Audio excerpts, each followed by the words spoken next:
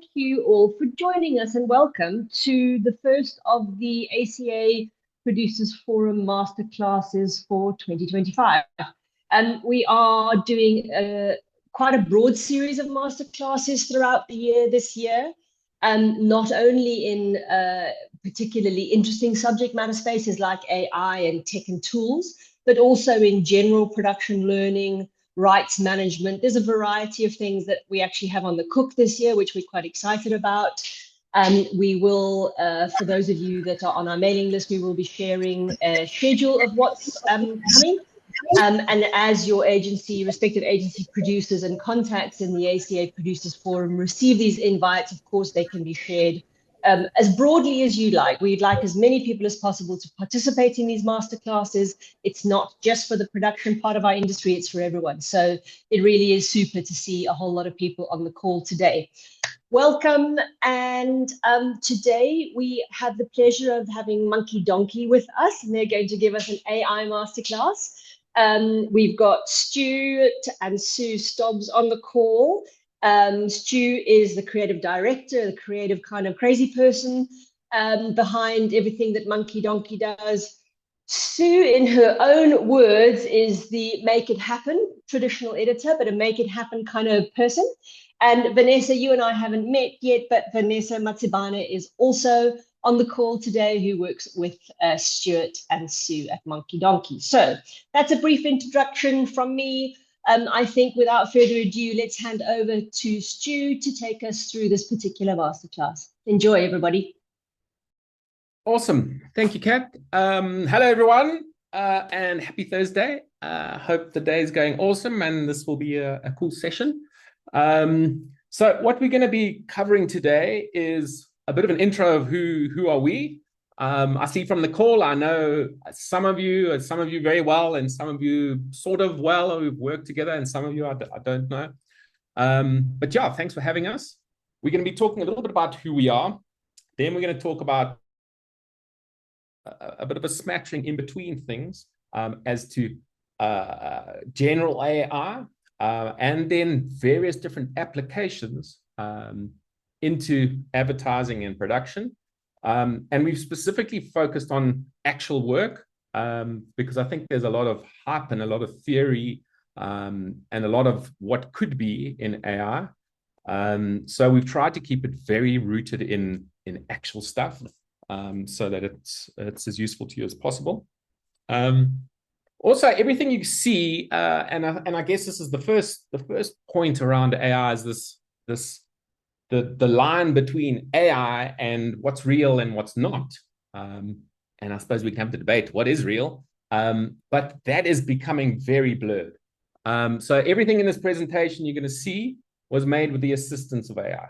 And please note, I've said with the assistance of AI. I haven't said made by AI. And I think there's a clear distinction there. And a wonderful distinction, because if it's made by AI, that means there's no humans involved in the mix. And none of us here have any kind of role. If it's made with AI, if we collaborate with AI, the humans are the really key part of this mix. And that's what we've discovered with AI, and having worked intensively for the last 2 years with it. Humans are the key. And thank God, because that means we all have a role here. And then we're going to have some questions at the end.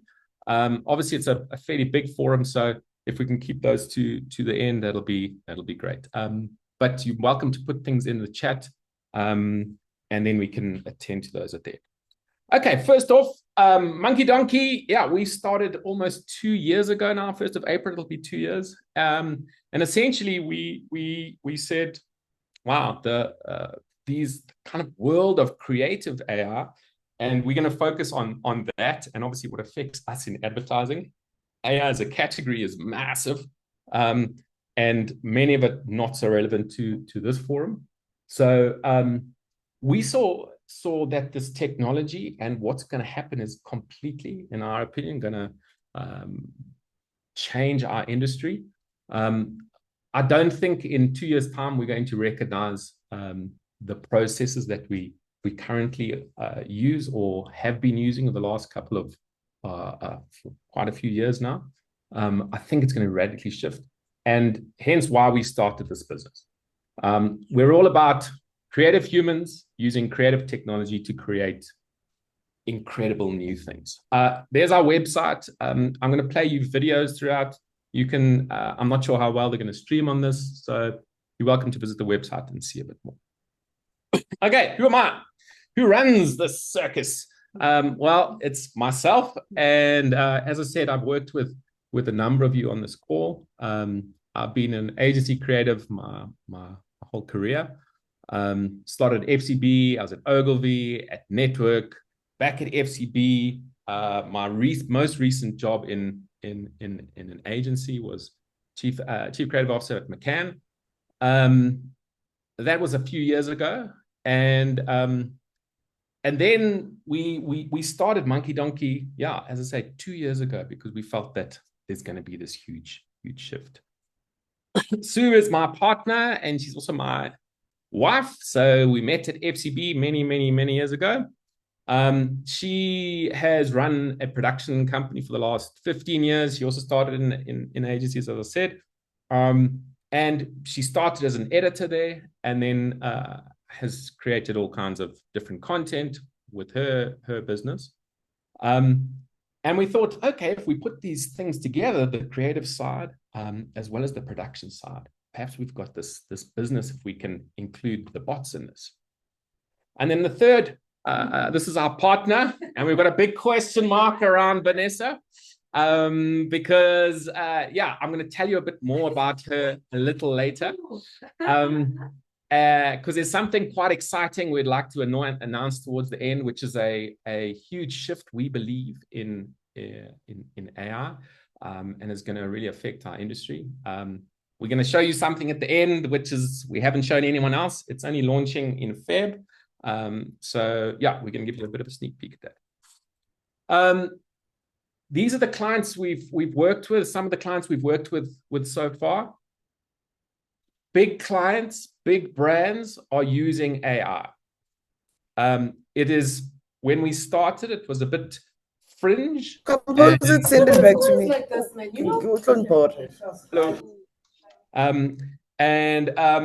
So yeah, really big brands are using AI and creating some really interesting work with it. So there's a huge appetite and a lot of excitement around it because of the possibilities, because of the creative possibilities. We also have worked with a number of amazing agencies. I know some of the agencies are here, perhaps some not. And yeah, we work very closely, sometimes directly with the client, but most often with agencies. We can get involved in the concept phase, but we can also get involved in the production phase and can tie in however kind of best suits the process. So let's jump in. That's a bit about us. Should you be afraid? Yeah, that's not a spelling error. Should we be scared of this thing called AI? And I know there is a lot of worry around it. There's a lot of fear around it. But it's just technology. It's technology made by humans. So we had to think about this and the role of technology that's had over the times. And we looked at, we went, the fear of technology is not new. The fear that this technology is going to replace us and mess up the world of creativity is not new. So we made this next video to talk about that exactly.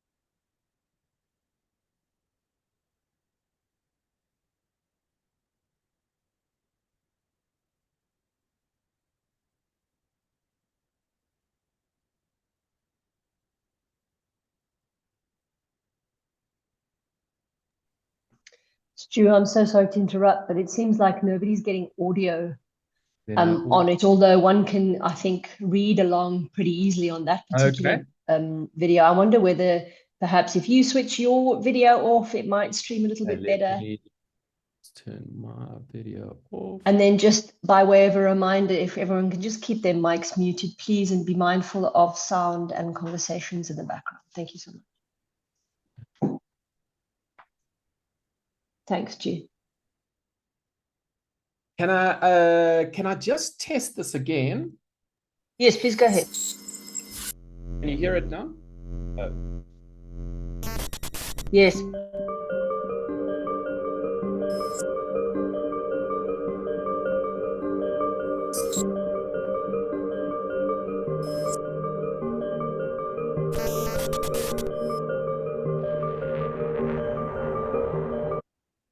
Okay, sorry, I realized I'm sharing the wrong screen.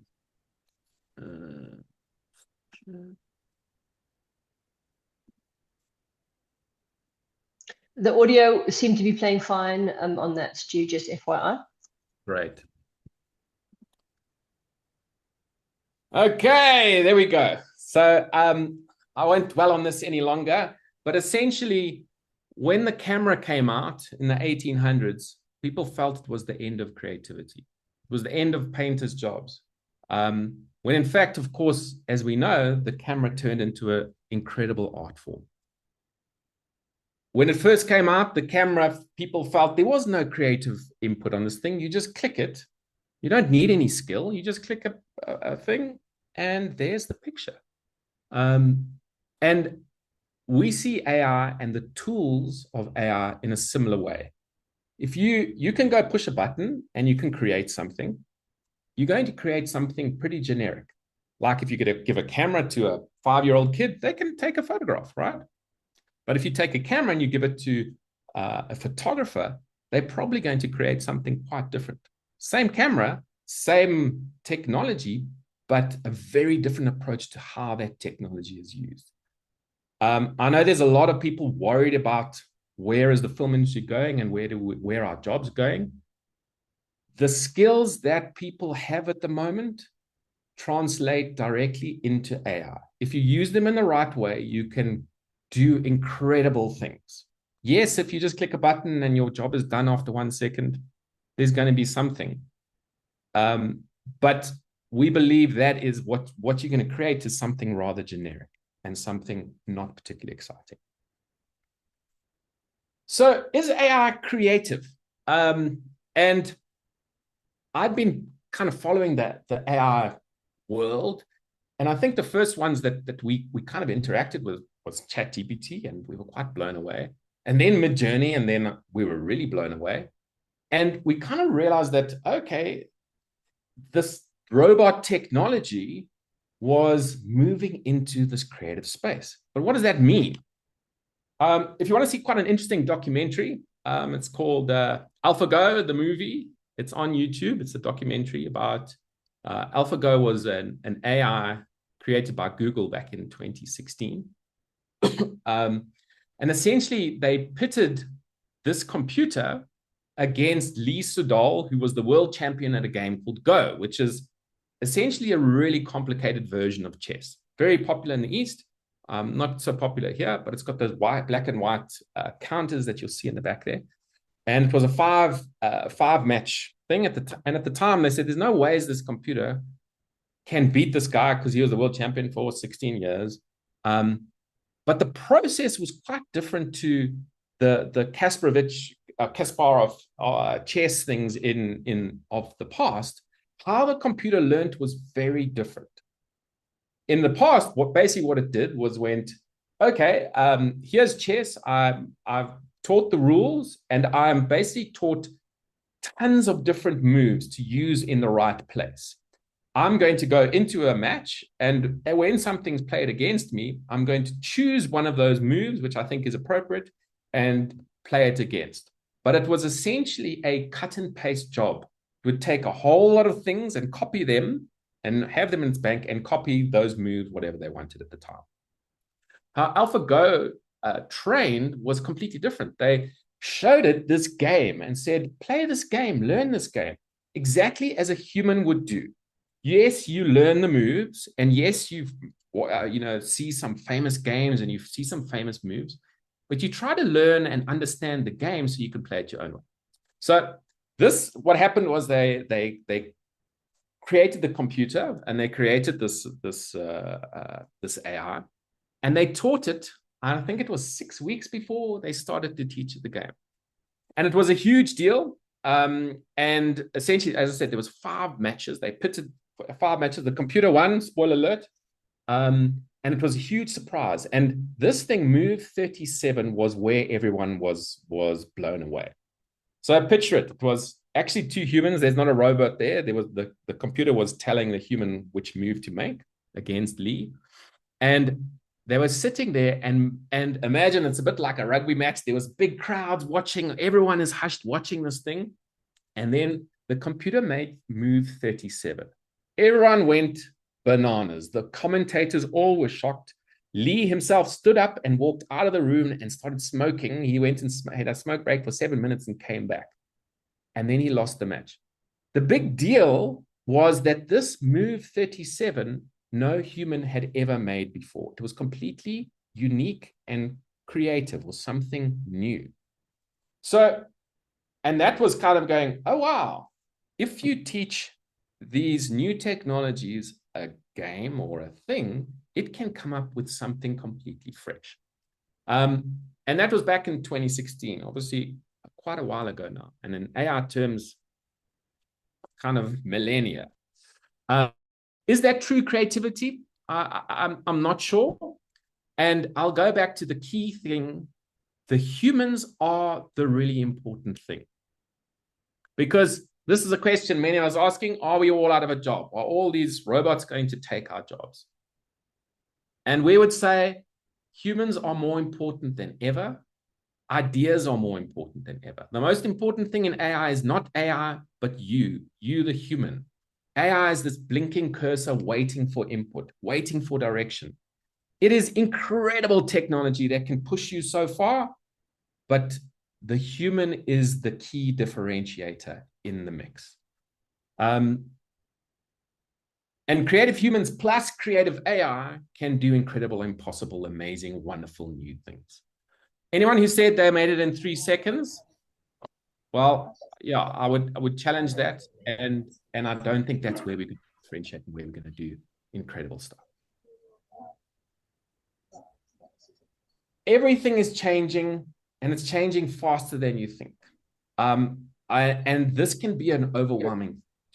There is so much stuff going on, and keeping up with this movement is a bit of a stress in its own right. But it's also really exciting. Yes, you're 100% right.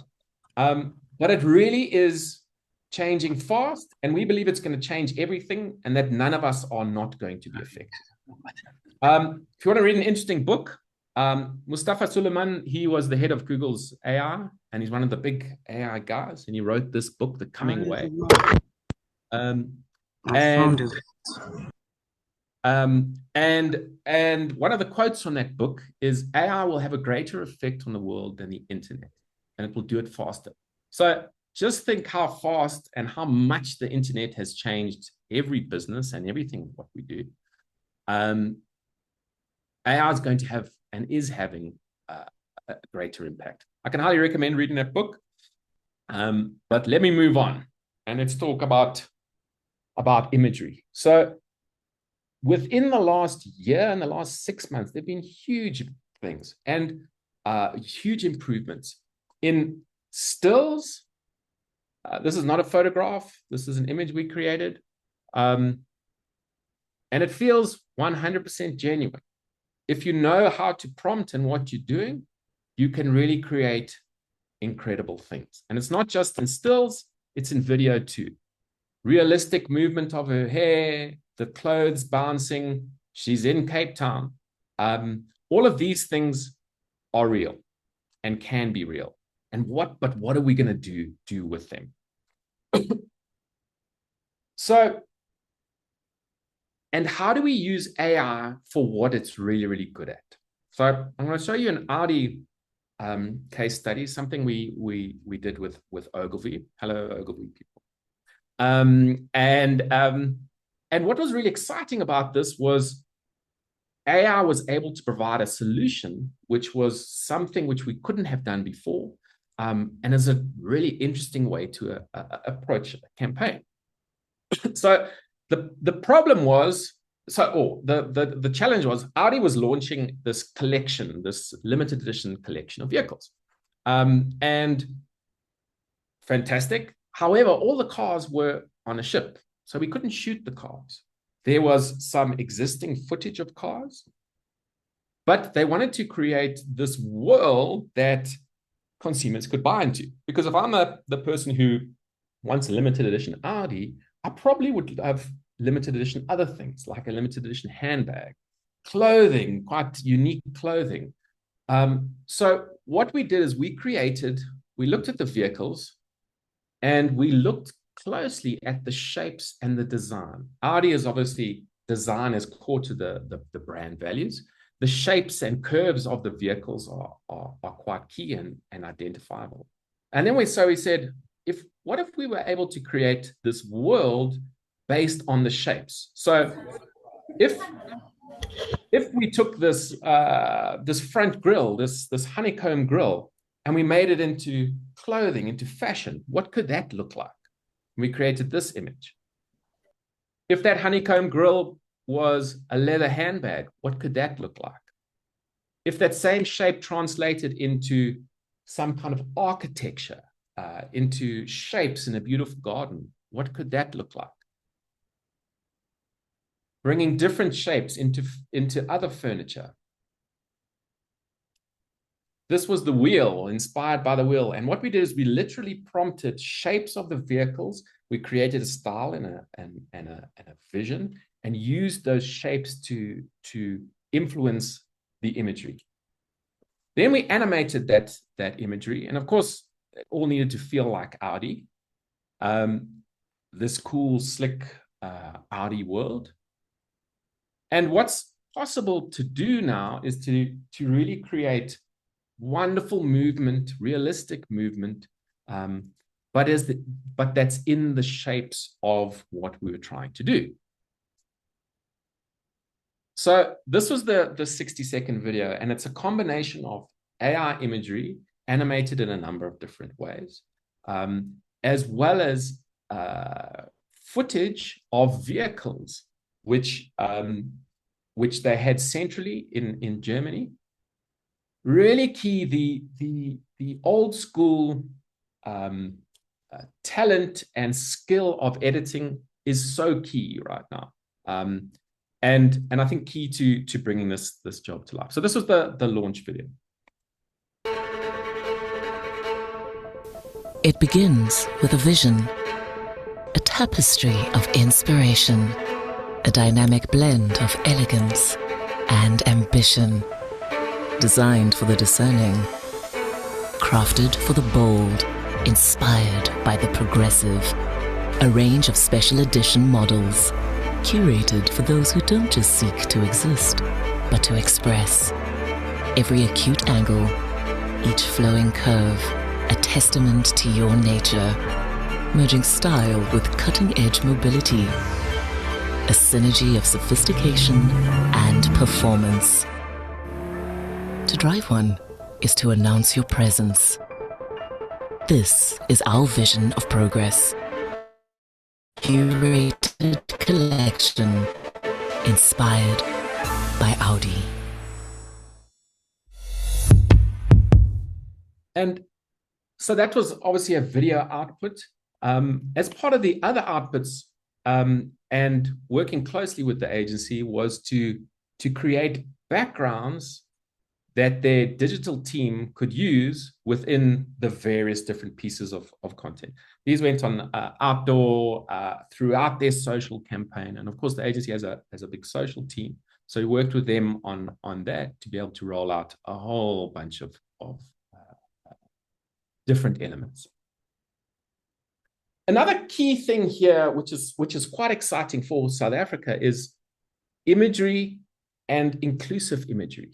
As you know, we've got a very diverse population, and stock imagery for people of color is very limited and not very good. What you're able to create is realistic South African consumers. You'll recognize these as different South African consumers. This was for Ford. They were all different range of consumers, but obviously they're very different profile of people. You can prompt and create imagery for various different people and tell different people's stories, which is quite exciting. You can also, this is for Samsung, we created multiple images to be able to show different consumers of this amazing new flip phone. This was a 5-minute video. We've got a 60-second cut to just show you the possibilities and see where this thing could potentially go. The phone was launching and it was very much a Y2K inspired thing with these sort of colors. So it was the 2000s and it was cool young consumers. And a key thing about this phone was being able to take selfies at different angles, because this thing can stand as a folding phone.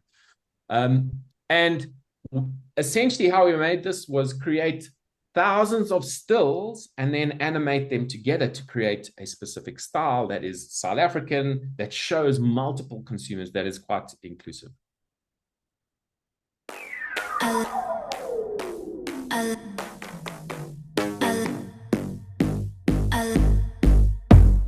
love the way my body's moving to the beat. I love the way you're slowly getting close to me. I love the way my body's moving to the beat.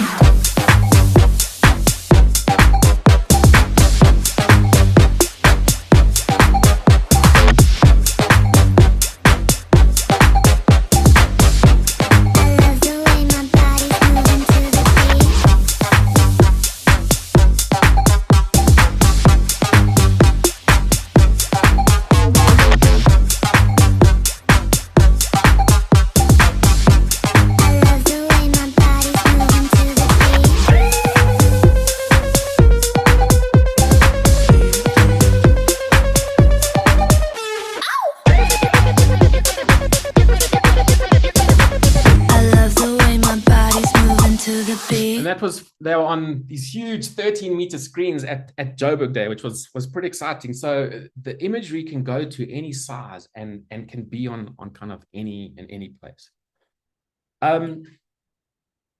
It's getting emotional. There's tears and laughter. Performances and how to capture emotion. These are not photographs. These are AI creations. That can be absolutely captured and can be obviously very, very useful.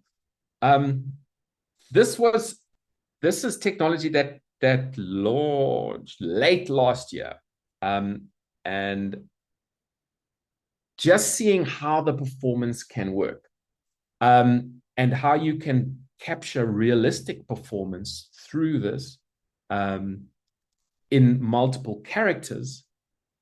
In an authentic way. Hi. Sometimes I don't know if I'm happy or sad.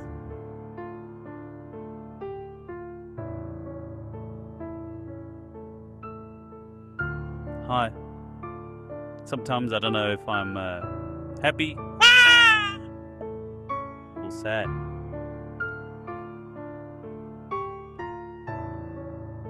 Sometimes I don't know if I'm happy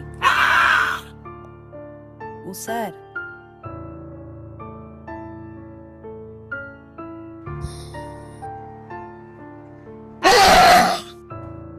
Or sad.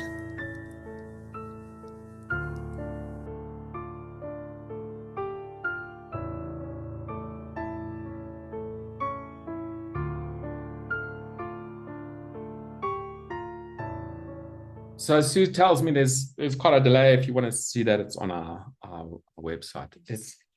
And it's so all of those performances is us, one person recorded that's driving the performances of different personas in this case.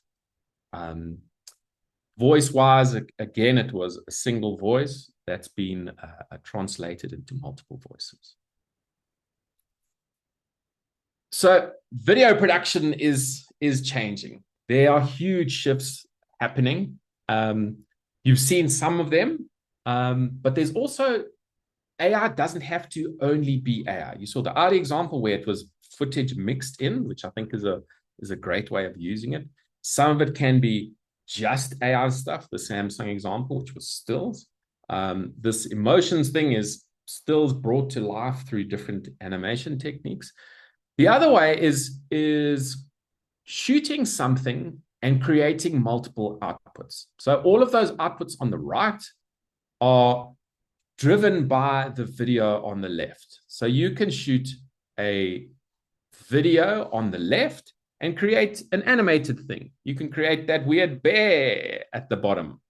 So you can prompt and create from a video, a driver video, multiple different executions. What you can also do is, so that's kind of a direct translate. This is a piece of stock footage.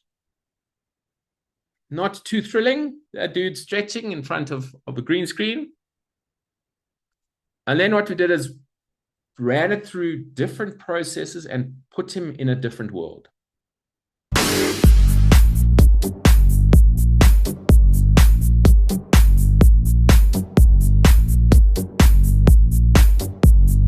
So you can see, and that world you can put him in is anywhere. And you can take this character and turn it into another character. You can always do the green screen, old school green screen, is create that world around him and do those things. So from a video to video production space, there's lots happening. From a stills to video, there's lots happening. Comp together, there's lots happening. There's a whole bunch of new exciting possibility. And it's not just with images, it's also with music.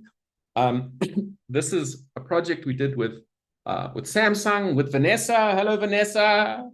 And with her talent Questa. This was from Samsung, what they wanted was to create a song for the Olympic athletes, to wish them well, because Samsung globally were supporting, were a sponsor of the Olympics.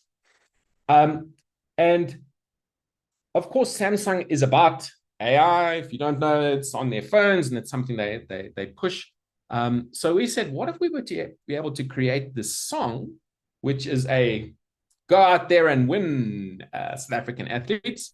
What if we were to be able to create a song using as well as a whole bunch of human composers? So we mix those two together and different genres of South African artists. Quest, as you said, as I've just said, the Jeremy Loops, the Mzansi Youth Choir. How do you pull all of these different styles together? So this is the output that we create.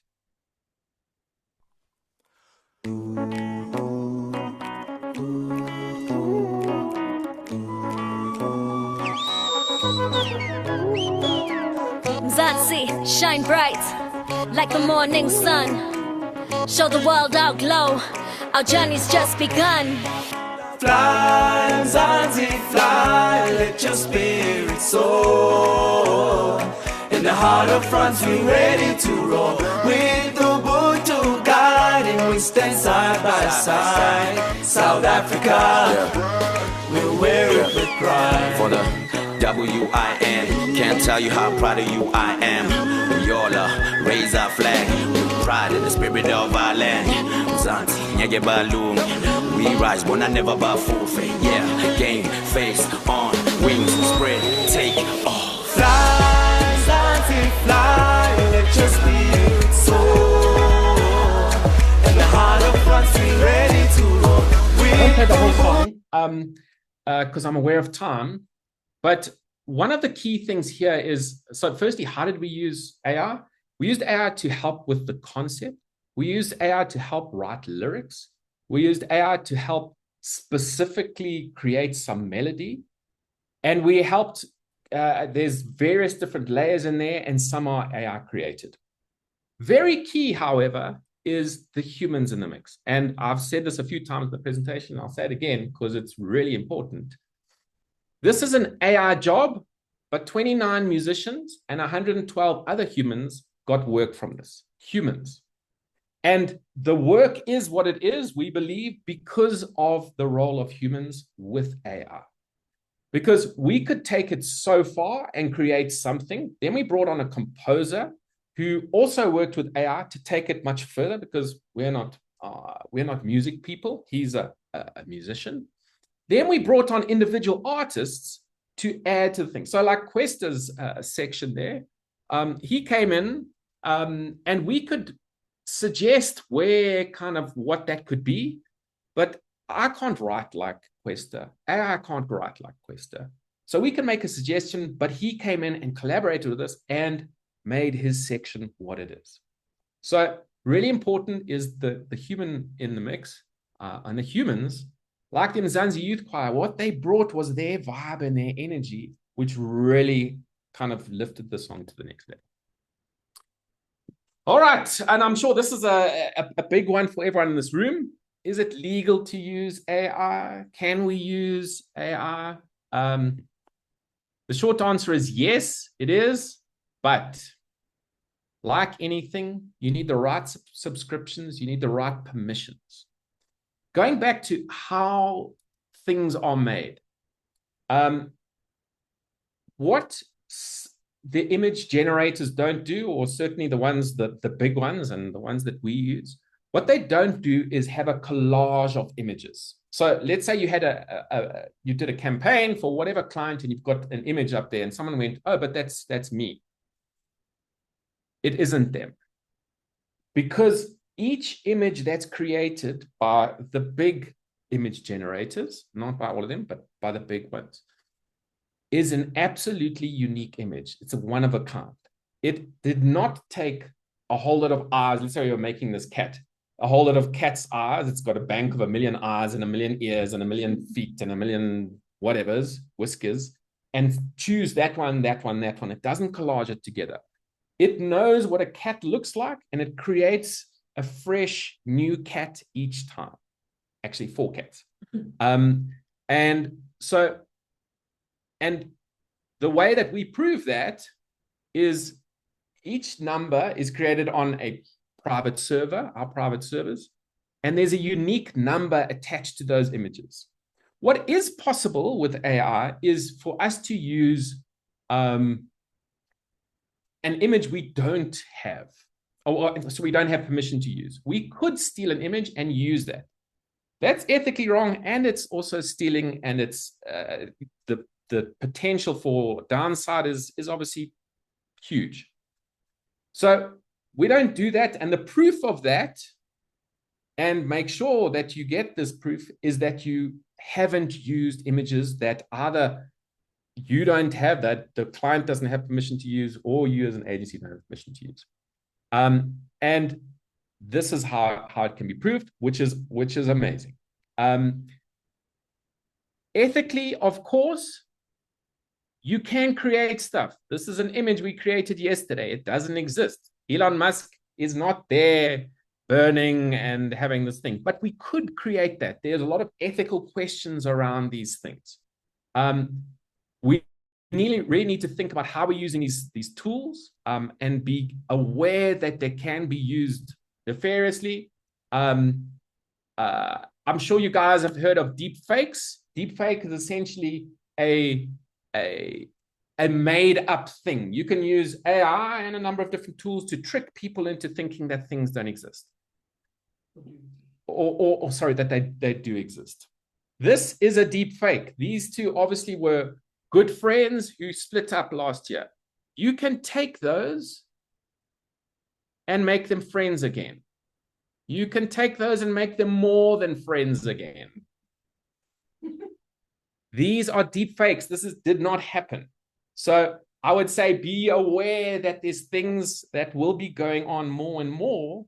And any one of us who uses them really needs to think about how we are using them and what permissions. We didn't have permissions to create this. So putting this in a Vodacom ad would be possible, but very not advisable, because of course we haven't got Musk permission to use this image. Okay, then this is our exciting announcement. And this world of influencers obviously influencers have really risen over the last 10 years as social media has become really more and more important in our world. And this space is absolutely going to change. We've been looking at what's been happening globally. And this is when I'd like to introduce Vanessa. Vanessa, can you give us a short intro of who you are and why you're here? Hi. I hope you're all doing well. Happy Thursday. January just seems to be running. In the interest of time, I'm Vanessa. I currently have a influencer management agency, and we do talent management as well. As you can see on the slides here, some of the talent I do manage is Nyaho, Questa, Mimi, Amanda, Yanga, Alfie, and Zari Boss Lady. And I've been at it for a good 3-4 years. It was really a COVID baby, which I'm happy has translated to what we're about to show you today. So I'm super excited. Yeah, thanks, Vanessa. I think the world of influencers is really shifting and is going to radically shift this year. So I'd like to introduce you to Africa's first AI influencer, Lila. And this is something that we've been working on for a bit now, and it's pretty exciting because she is this digital soul, curious about the human world. She's African. As you can see, she's African. And she's excited about the place that we live in South Africa and Africa. And she wants to shine a light on these things and show a place, to inspire creativity, to drive positivity, to celebrate South Africa and African culture. And I think this line between living in the digital world and living in the real world, we all have. Many of the consumers we market to really live a lot in that digital world. She's just coming from the other side, and she's looking into our world and going, wow, this place is amazing, because our place is amazing. South Africa is amazing. And there's so many amazing things to see. So this is her, and she's going to be coming to life in various different ways. And you're probably going to see a bit of her and a bit of people like her, because we believe this is going to be a huge shift in what's happening in marketing, and how brands market and how they engage with their consumers. And it's not just something that we've made up. These are some global influencers, AI influencers, who are really doing quite incredible things. Big brands are working with them, and doing really cool, interesting, unusual campaigns. As you can see, yeah, and these are from this lady on the left here. She lives in the States, in California, but she's of Brazilian origin. This lady here is Mexican. This lady here is Spanish. And as you can see, there's ad campaigns, but there's all kinds of cool things that these influencers do with brands, with agencies. So we'd like to give you the first sneak peek here. In the chat, oh, got it, I'm chatting as a guest. In the chat, you can see a link, a Frame.io link. Please have a look at it. It's 60 seconds long. I'll give you a minute to watch that. Can you guys see the link? Oh, I've sent to read AI. Sorry about that. I shouldn't be sending that. Send to, why can't I send it to only direct message? Oh. Stu, it looks like you've sent it to me directly. If you just click on the to button in your message and go to meeting group chat and repost it. There we go. There we go. Thank you. You're welcome. Okay. Please enjoy that. I'll be back in 90 seconds.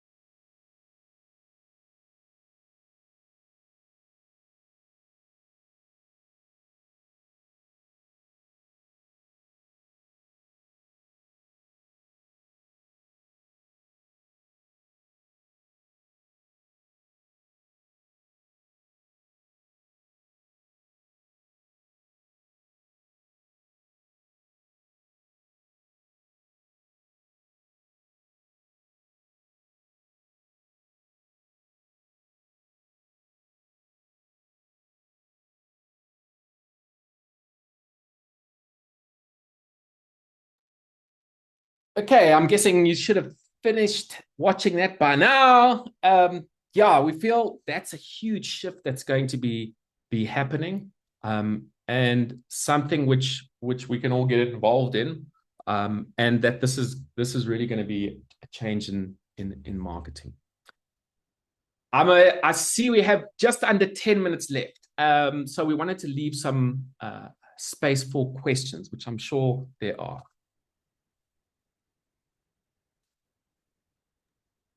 Thank you so much, Stu. That was super informative to see what you guys are up to. If we can open the floor to any questions. There is no stupid question, so please ask that which you need to have answered. Stuart is, me, I come on the legal side of things, copyright. Copyright on images. You know, you can create something, and if it's a likeness for somebody, it can end up being a problem because it's an infringement on an intellectual property. What do you think?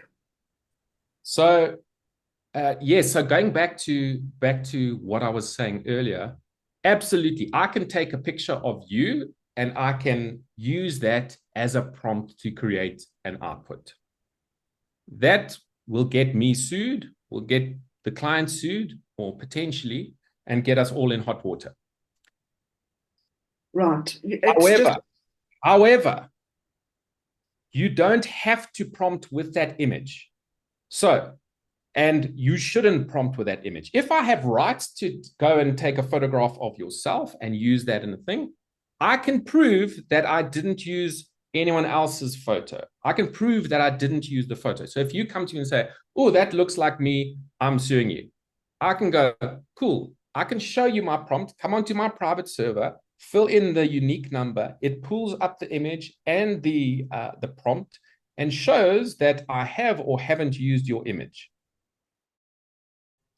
And that is your proof, and that's the proof we give to clients, that we haven't infringed on anyone's rights.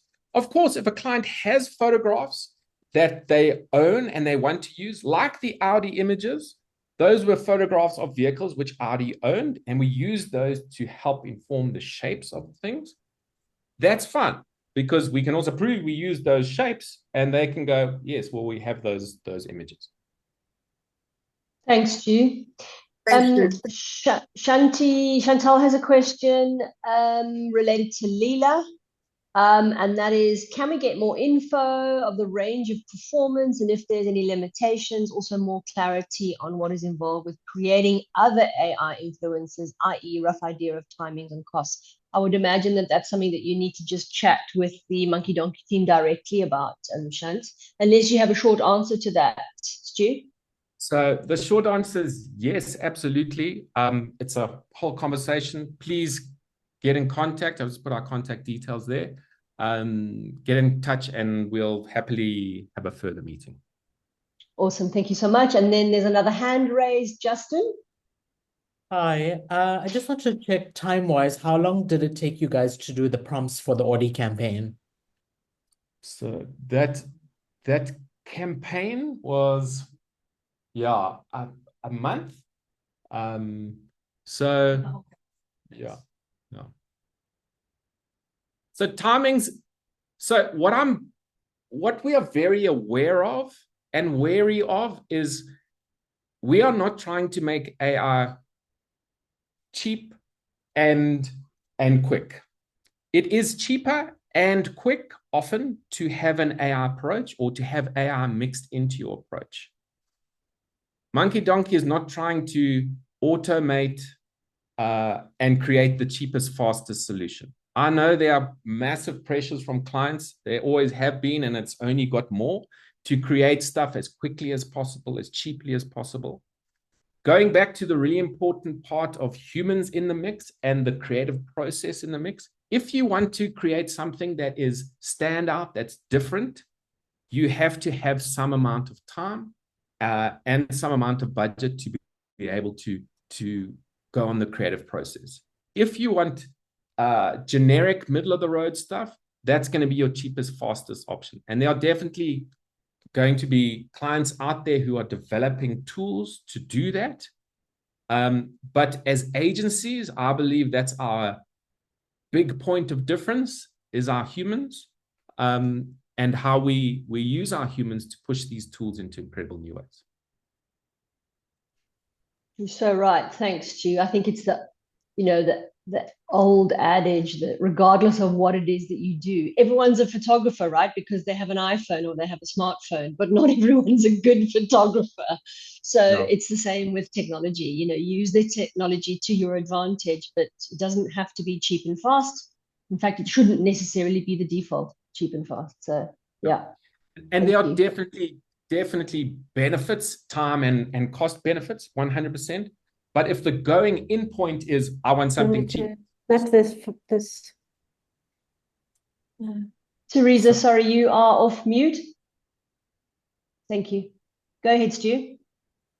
Sorry, yeah. And I think that's just where we as agencies are really going to be adding value.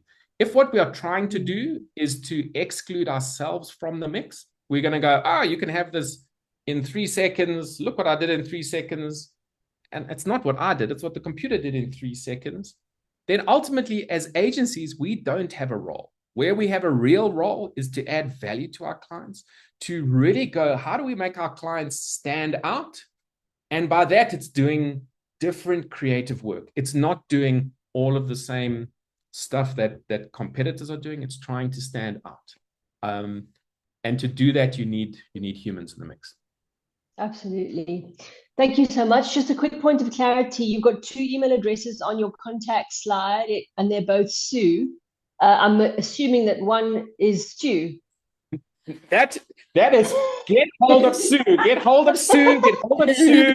Don't hold of contact Stu. Exactly. I mean, I didn't want to make that assumption, Stu, but yeah. No, it's also thank you so much. To send to either of us.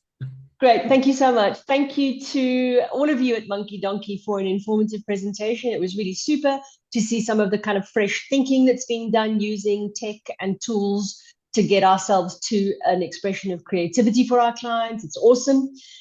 We will take this recording and share it with everybody on the call so that you can reference it again. And then obviously here are the contact details for Monkey Donkey. Thank you everybody for giving us your time for the last hour. And please keep an eye out for other masterclasses that are going to be scheduled throughout the coming months. Thank you, everybody. Have a wonderful day, If there's no other questions, we're going to wrap it up. Just having a quick look. Any other questions? No, looks like we're good. All right. Thank you so much, everyone. Have a good Thursday. Chat to you all soon. Thanks, guys. Have an awesome day. Thanks for having us. Thanks so much, everybody.